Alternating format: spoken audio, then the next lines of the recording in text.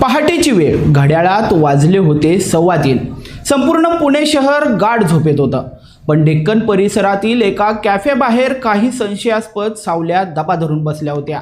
एका बाजूला 1.5 लाखांपेक्षा जास्त फॉलोअर असलेली बुलेट क्वीन आणि दुसऱ्या बाजूला लाखो तरुणांच्या गळ्यातला ताईत असलेला reel star.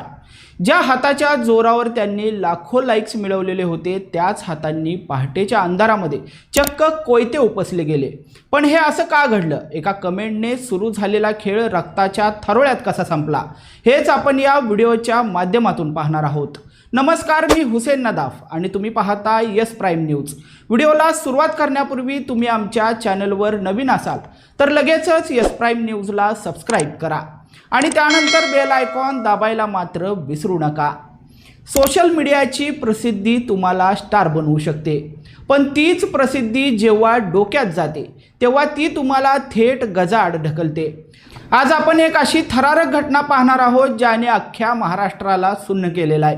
Reel star Madhavi कुंभार हिने तिचाच मित्र अथर्व जगताप याच्यावर केलेला जीवघेणा हल्ला हा निव्वळ एक वाद नव्हता, तर तो होता एका डिजिटल सनकेचं भयंकर वास्तव.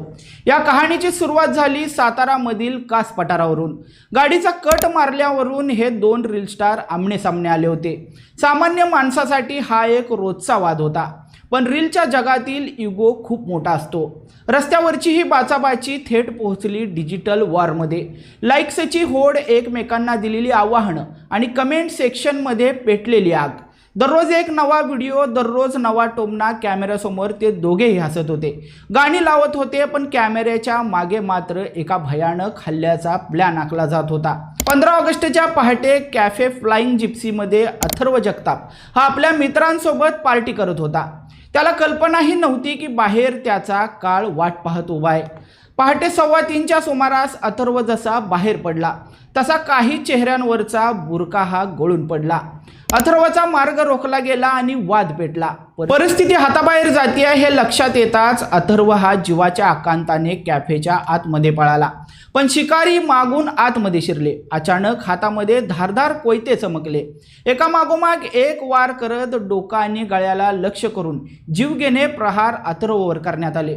लाथाबुक्के आणि खुर्च्यांचा सुटलेला मारा. अवघ्या एका मिनिटात तिथलं वातावरण रक्ताने लाल झालं होतं. हल्ला करून आरोपी पसार झाले, पण पुण्याच्या खाकी वर्दीने काही तासातच या खेळाचा द एंड केलाय. माधवी कुंभार, स्नेहल राहुल, शिवानंद, प्रियांश, प्रेम या सगळ्याच आरोपींना अटक केलेली आहे. या सगळ्यांच्या हातात ज्यावेळी स्मार्टफोन असायला हवे होते, तिथे आता पोलिसांच्या बेड्या पडलेल्या आहेत. इतकंच नाही तर एका अल्पवयीन मुलाचाही या गुन्ह्यामध्ये वापर करण्यात आलेला होता.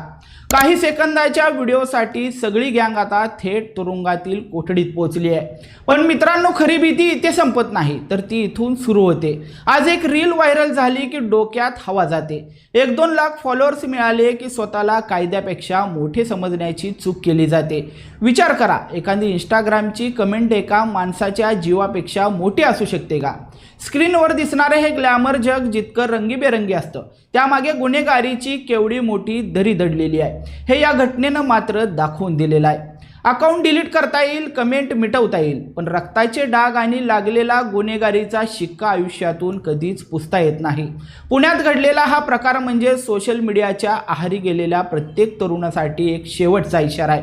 तुम्हाला काय वाटतं? अशा रील स्टार्सवर कारवाई व्हायला हवी का?